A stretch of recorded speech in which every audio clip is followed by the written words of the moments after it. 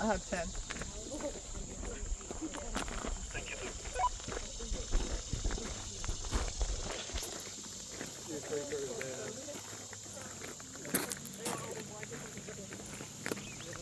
So, how's everybody doing today? Good? Good. Good. Where's everybody coming from? Okay. Love City. Okay. Johnson City. Okay. Yeah. So everybody's in the close vicinity. Is this everybody's first time? Has anybody been here before? First time. Okay. Great.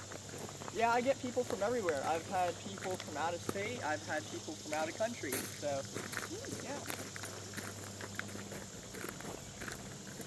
So, we can see some physical features of the caverns from standing up here. So, one of those would be this large dip in the ground right over here. So, that is actually a sinkhole. So, this is where part of the cave would have collapsed in here. So we'll be able to see that inside the cave. We'll be able to look at where that part of the cave would collapse today. As we make it over the hill, we will be walking on top of the cave.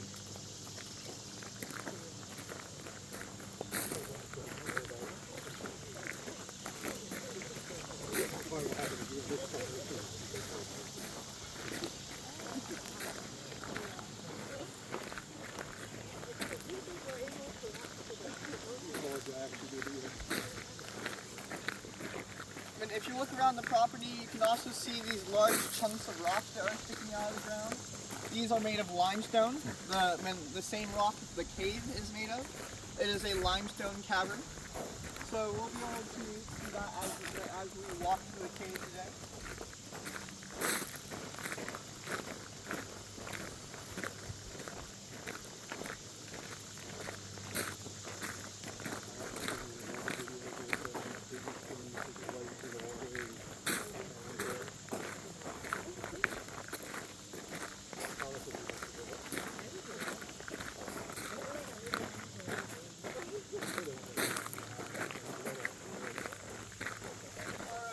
Down this path today.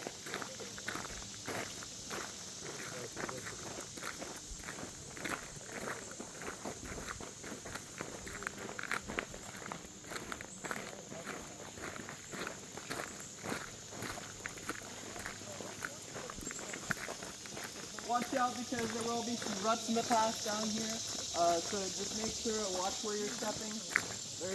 There will be a few roots sticking out of the ground as well.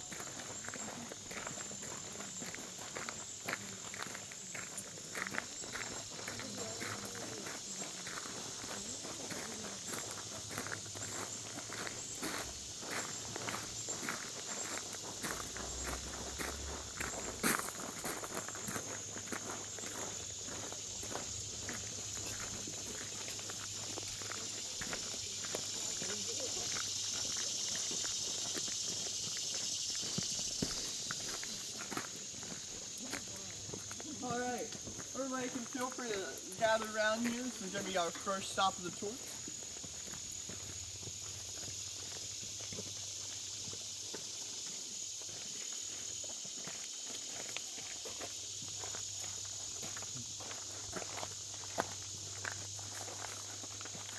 Alright, so this entrance that we're looking at right here, this is a naturally made entrance to the cavern.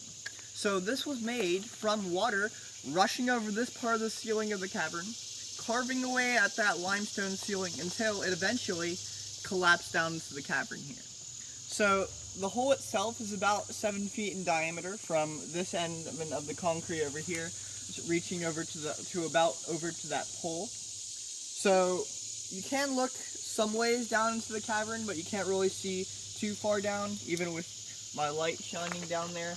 You see it doesn't really work extremely well since it is so bright out here.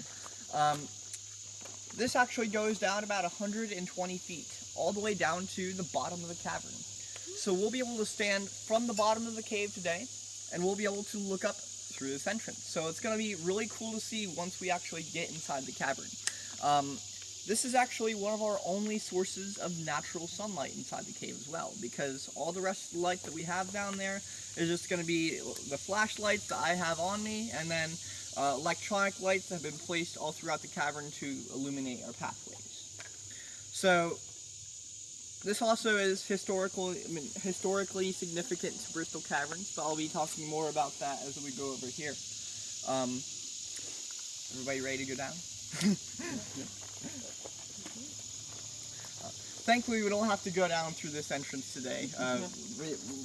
We would have to have quite a bit of repellent gear to get down.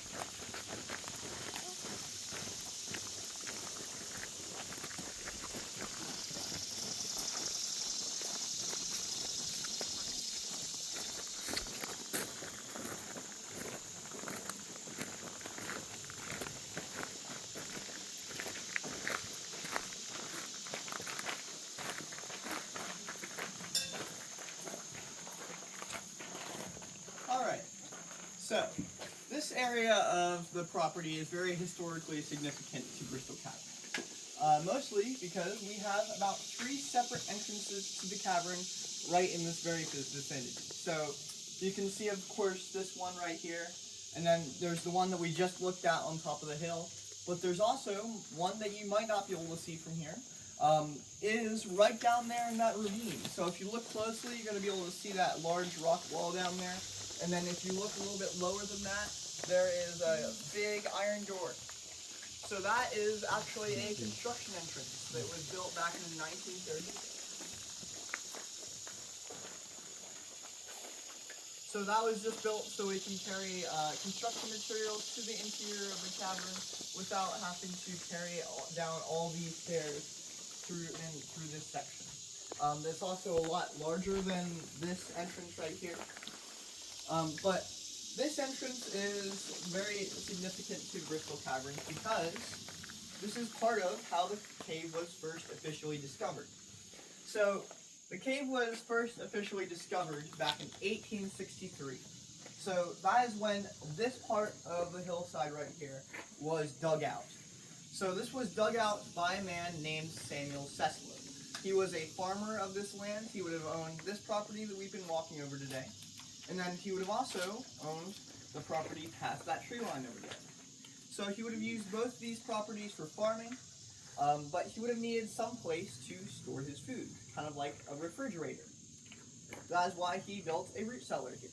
So he originally tried to store food in the interior of the cavern because it does stay about 58 degrees down there all year round. So it would have stayed cool enough for him to be able to keep food down here. But one thing that Samuel would not have realized about this cavern is this is a wet cave, not a dry cave. And there's a difference between the two, because a lot of wet caves have very active formations in them. So there's a lot of active formations that are dripping water from the ceiling down to the floor of the cavern. So that is what's happening down here. In a dry cave, you have less active formations, so there's not as much water getting in the air.